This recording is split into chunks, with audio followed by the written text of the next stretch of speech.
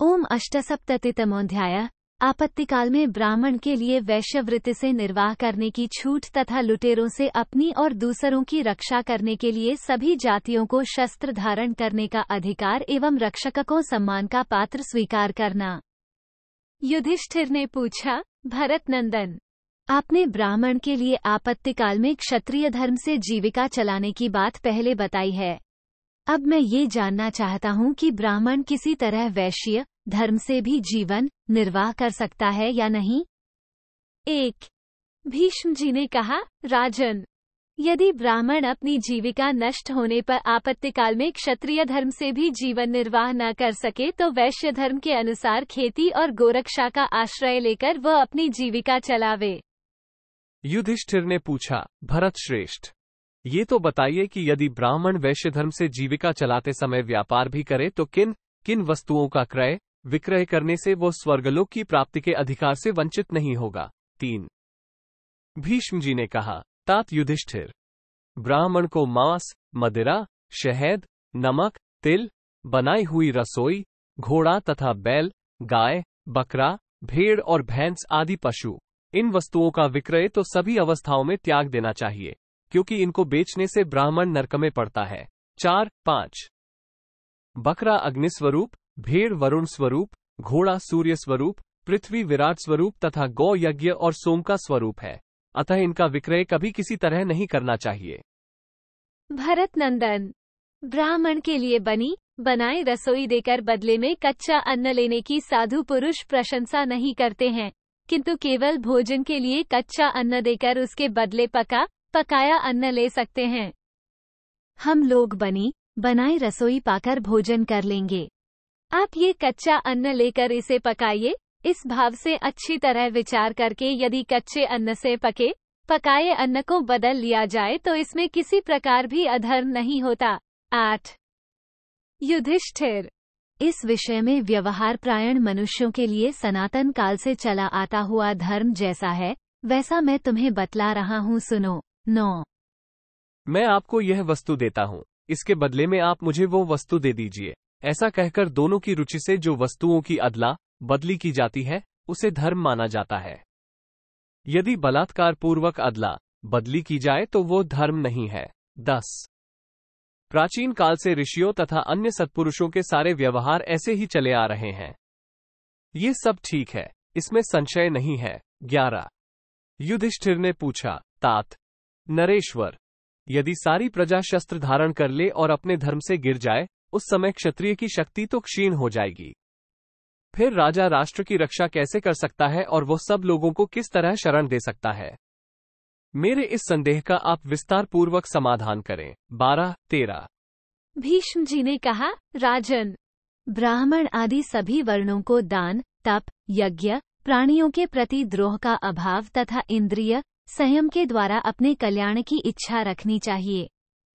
उनमें से जिन ब्राह्मणों में वेद शास्त्रों का बल हो वे सब ओर से उठकर राजा का उसी प्रकार बल बढ़ावें जैसे देवता इंद्र का बल बढ़ाते हैं। 15 जिसकी शक्ति क्षीण हो रही हो उस राजा के लिए ब्राह्मण को ही सबसे बड़ा सहायक बताया गया है, अतः बुद्धिमान नरेश को ब्राह्मण के बल का आश्रय लेकर ही अपनी उन्नति करनी चाहिए। 16 जब भूतल पर विजयी राजा अपने राष्ट्र में कल्याणमय शासन स्थापित करना चाहता हो तब उसे चाहिए कि जिस किसी प्रकार से सभी वर्ण के लोगों को अपने धर्म का पालन करने में लगाए रखे। 17 युधिष्ठिर, जब डाकू और लुटेरे धर्म मर्यादा का उल्लंघन करके स्वेच्छाचार में प्रवृत्त हुए हों और प्रजा में वर्ण संकरता फैला रहे हों, उस समय इस अत्याचार को रोकने के लिए यदि सभी वर्णों के लोग हथियार उठा लें तो उन्हें कोई दोष नहीं लगता। 18 युधिष्ठिर ने पूछा, पितामह, यदि क्षत्रिय जाति ही सब ओर से ब्राह्मणों के साथ दुर्व्यवहार करने लगे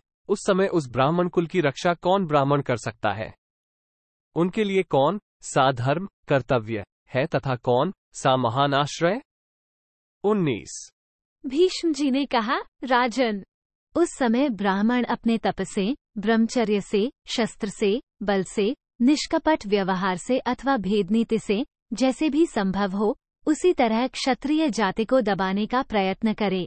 20 जब क्षत्रिय ही प्रजा के ऊपर उसमें भी विशेषतः ब्राह्मणों पर अत्याचार करने लगे तो उस समय उसे ब्राह्मण ही दबा सकता है, क्योंकि क्षत्रिय की उत्पत्ति ब्राह्मण से ही हुई है। 21 अग्नि जल से, क्षत्रिय ब्राह्मण से और लोहा पत्थर से पैदा हुआ है।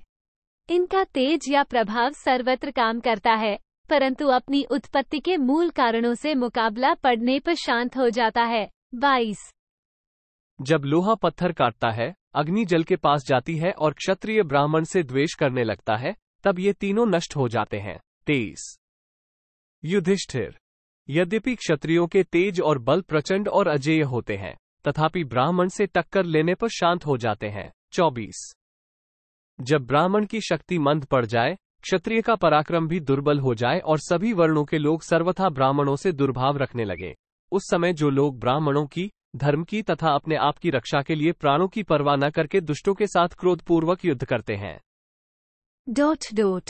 उन मनस्वी पुरुषों का पवित्र यश सब ओर फैल जाता है, क्योंकि ब्राह्मणों की रक्षा के लिए सबको शस्त्र ग्रहण करने का अधिकार है।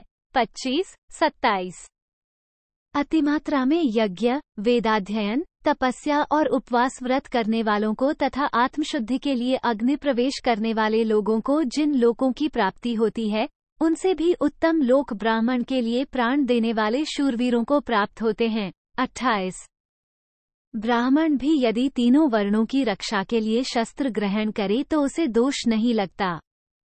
विद्वान पुरुष इस प्रकार युद्ध में अपने शरीर के त्याग से बढ़कर दूसरा कोई धर्म नहीं मानते हैं। 29 जो लोग ब्राह्मणों से द्वेष करने वाले दुराचारियों को दबाने के लिए युद्ध की ज्वाला में अपने शरीर की आहुति दे डालते हैं, उन वीरों को नमस्कार है, उनका कल्याण हो। हम लोगों को उन्हीं के समान लोक प्राप्त हो। मनुजी ने कहा है कि वे स्वर्गीय शूरवीर ब्रह्मलोक पर विजय पा जाते हैं।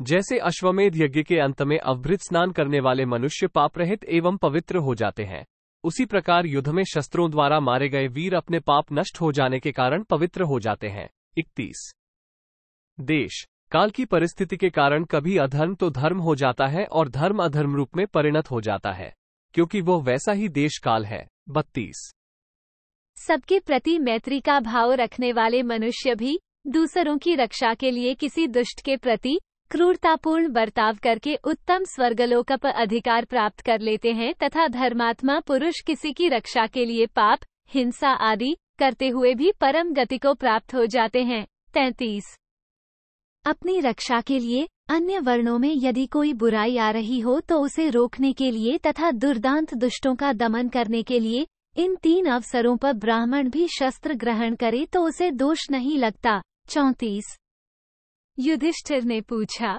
पितामह नृपश्रेष्ठ, यदि डाकुओं का दल उत्तरोत्तर बढ़ रहा हो, समाज में वर्ण संकरता फैल रही हो और क्षत्रिय के प्रजापालन रूपी कार्य के लिए समस्त वर्णों के लोग कोई उपाय न ढूंढ पाते हो, उस अवस्था में यदि कोई बलवान ब्राह्मण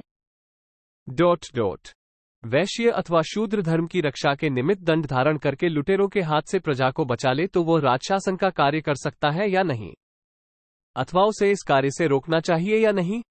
मेरा तो मत है कि क्षत्रिय से भिन्न वर्ण के लोगों को भी ऐसे अवसरों पर अवश्य शस्त्र उठाना चाहिए। 35-37 भीष्म जी ने कहा, बेटा, जो अपार संकट से पार लगा दे, नौका के अभाव में डूबते हुए को जो नाव बनकर सहारा दे, वो शूद्र हो या कोई अन्य, सर्वथा सम्मान के योग्य है। 38 डाकुओं से पीड़ित होकर कष्ट पाते हुए अनाथ मनुष्यगण जिसकी शरण में जाकर सुखपूर्वक रह सके, उसी को अपने बंधु बांधव के समान मानकर बड़ी प्रसन्नता के साथ उसका आदर सत्कार करना उनके लिए उचित है, क्योंकि कुरुनंदन जो निर्भय होकर बारंबार दूसरों का संकट निवारण कर सके, वही राजोचित सम्मान पाने के योग्य है। 39-40 जो बोझ न ढो सके, ऐसे बैलों से क्या लाभ? जो दूध न दे, ऐसी गाय किस काम की? जो बांझ हो, ऐसी स्त्री से क्या प्रयोजन है?